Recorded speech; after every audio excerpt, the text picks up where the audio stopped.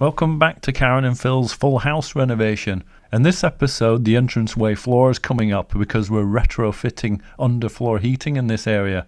And now that all of the plastering that was done in the rear extension is completely dry, it's finally time to get down to some painting. So we mix up some white coat paint for the mist coat and then lots of rollering to get that on. And then it's time for the Farrow and ball green paint that we've chosen. And it's starting to look like a room we're going to use sometime in the near future. Following that, the entire huge extension area is going to be tiled. This is the floor tile that we chose. And then Lee and Finn get busy laying these large 1200 by 600 floor tiles.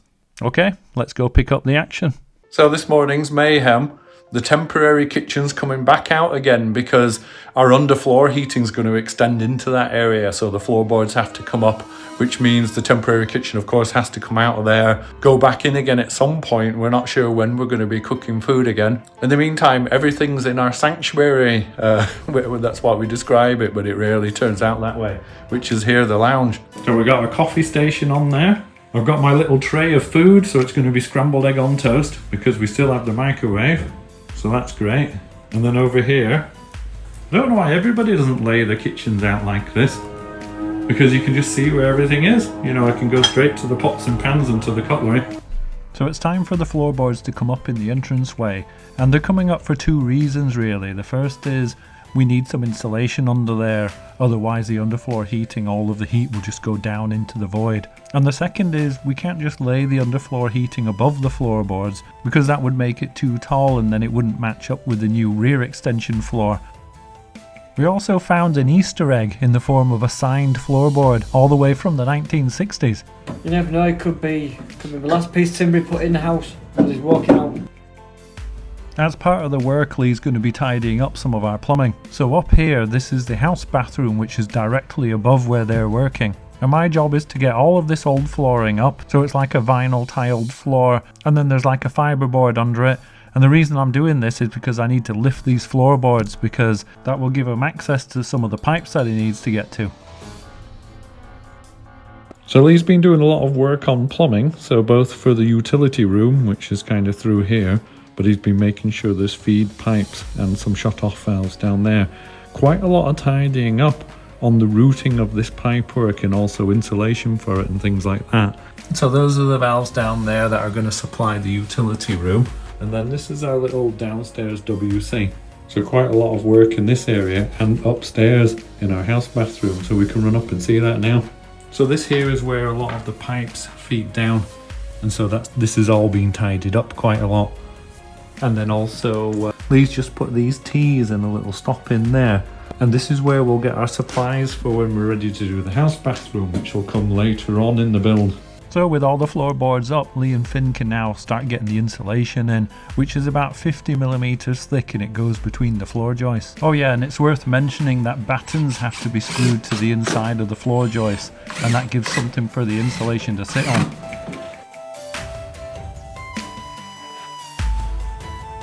Now you can see the second thinner layer of insulation going in, and this has channels or grooves running through it, and that's what the hot water pipes fit into for the underfloor heating. So this stuff has to be laid everywhere that you just saw the first layer of insulation going in. So this orange tubing is literally the hot water pipes that now run into that insulation and are going to heat up our underfloor heating. So Lee needs to run it everywhere where he's done that insulation into all of the grooves. And although I haven't shown it up to now, they've been doing the same work in our little downstairs WC, which is just the other side of this wall, so we can have a look at that. So you can see that the floorboards have been lifted and that the first layer of insulation's in, and now it's time for the next layer of insulation that the heating pipes run through. So I didn't think our facilities could get any more basic, but here we are brewing up on the floor, and somewhere in here are the tea bags. Oh, I just need to go hunting. Aha! Wasn't too bad in the end. Yorkshire tea. Other brands are available, they're just not as good. Now that all of the underfloor heating's in place, new floorboards can be fitted, so the entranceway has already been done, and Lee and Finn are just finishing off round the corner where the downstairs loo is, so we can rejoin them there. And now with all the floorboards back down, it's time to fit some ply to the entranceway. And this is going to perform two functions really. One, it's going to raise up the height a little bit, which will make it match the rear extension. And it also provides a good surface ready for whatever flooring we choose to put down in this area. So as you can see behind me, the temporary kitchen's back in. And Karen and I are delighted because we've had about a week without any cooking facilities. Well, let's be honest, who could resist having this sort of luxury? But we actually have a surprisingly large amount of storage area and counter space. And then on the other wall we have our kitchen sink, which has running cold water, but no drain. So this bucket is our drainage system. Lee and Finn are just going to take a few days off, but before they do, they're getting all these spotlights for us in all of the extension and the kitchen area. And that's going to give us the light that we need to do the painting while they're away. So it's been just over a week now since the plaster is finished, and this plaster is really lovely and dry now and ready for painting. So we're going to start off by just doing a mist coat, which is a 50-50 dilution of paint and water. And we'll do that just to seal the plaster before we're ready for the final top coats of paint. So this is a really big space, and if it was just one person doing it, then it'd probably be a bit soul destroying because it would take so long. So what Karen and I like to do when it's a big area like this is double team it. And what we've found works best for us is we each have our own specific role. So I'm edging man and Karen's rollering lady. So let's get to it. So I started edging and Karen started rollering. And as you can see here, we started in the kitchen area, and then we're going to start working our way around the room. And we've got ceilings to do as well, of course. And the ceiling will be the first surface to get the top coat as well, because of course it can drip on the walls while you're doing it. So it's always better to do the walls later.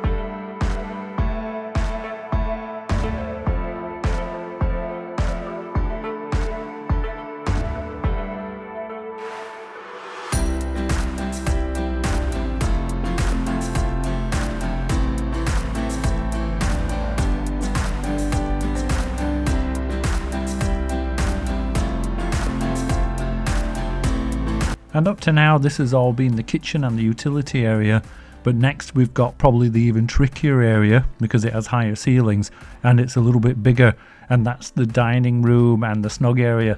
So we'll move to that now.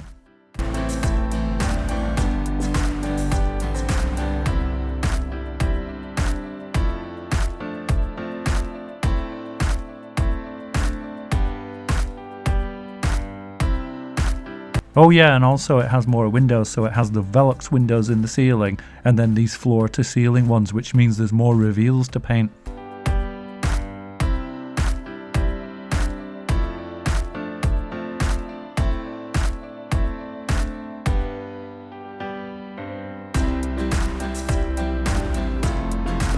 But Karen and I are in good spirits. It's a run up to Christmas, we're starting to get some paint on the walls and we feel like we're making progress.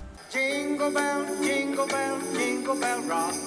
Jingle bells chime in jingle bell time. So it's the next morning, and right after these cups of tea we're going to smash out the rest of the mist coat because we're keen to get to the colour.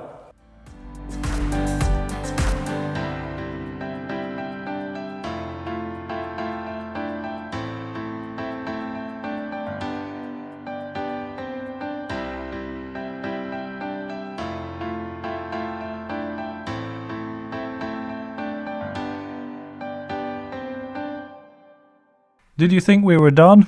I wish. Told you it was a big area. We've still got all of the ceiling to do.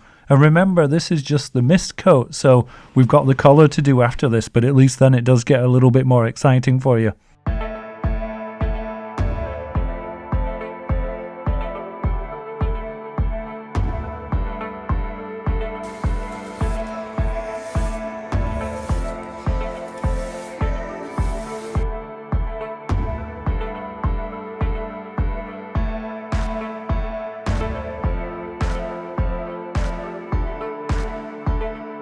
mouthful. It's almost Christmas time on the build, so that means when it gets to break time, it's Christmas cake. Yum.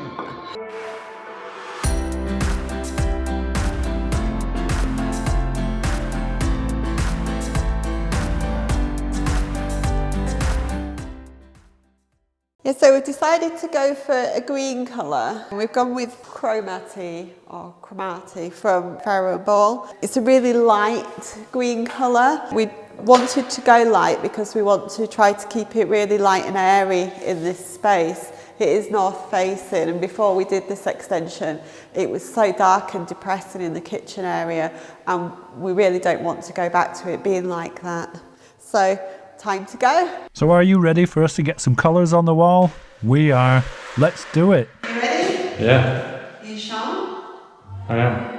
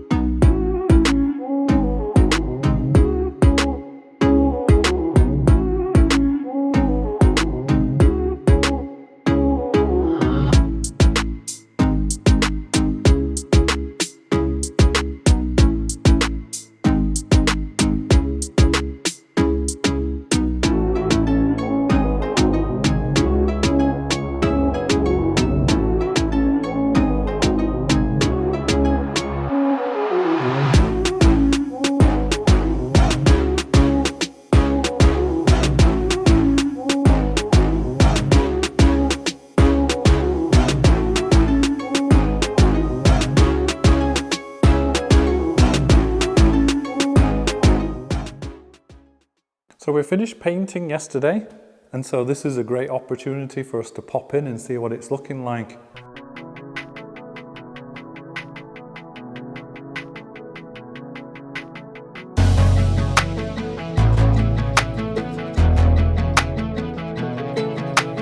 And now if we move into the new dining area, this is all looking nice, panning across to the seating area, which is off to this side.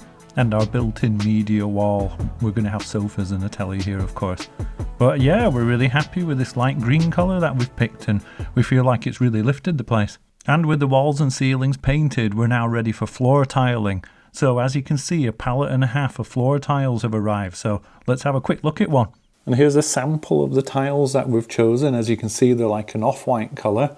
like a marble effect. It's a ceramic tile. And they're quite a large tile. They're about 1200 by 600 millimeters. And it may be difficult to see on camera, but there's a slight unevenness to the glaze which gives it a little sparkle. And again, we've gone for a light coloured tile because we're trying to make sure we keep that extension area light, with it being north facing.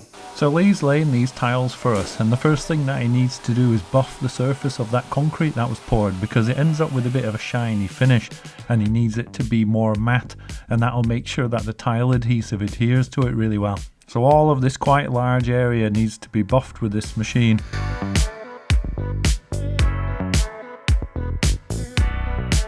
It generates a lot of dust, so after that there's some sweeping and some cleaning up to do. And now that the surface is all buffed, it needs to be sealed. So what you see here is some sealant that's been rollered into the surface. And of course that needs to be done everywhere.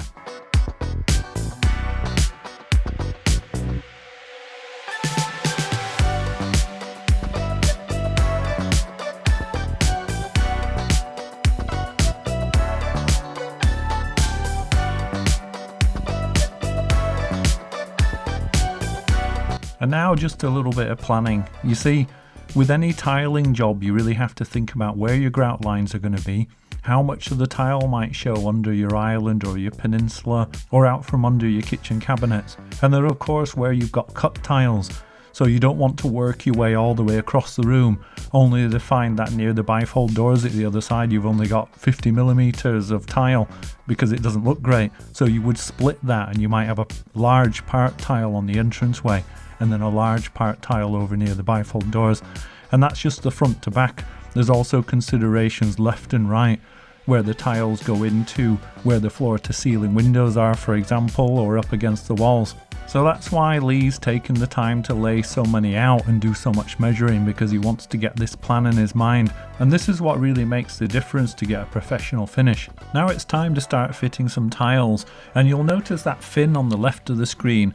He's put an initial layer of the adhesive onto the back of the tiles, and then he's taken them over to where Lee's fitting the tiles, and Lee's just putting a screed of adhesive onto the floor before putting them down.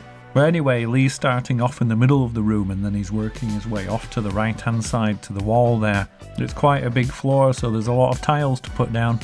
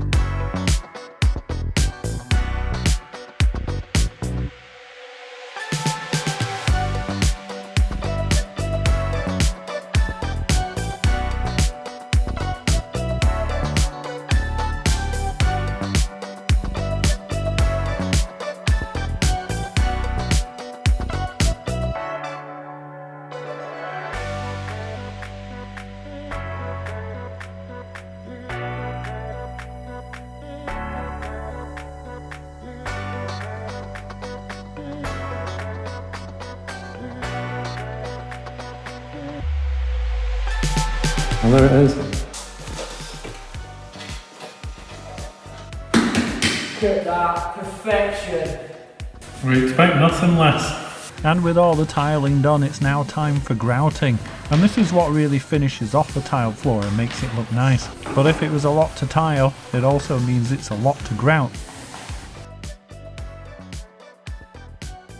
Not to mention all of the buffing back that's required after you've finished grouting. But in the end, all of Lee and Finn's hard work paid off, because they managed to get a finish like this.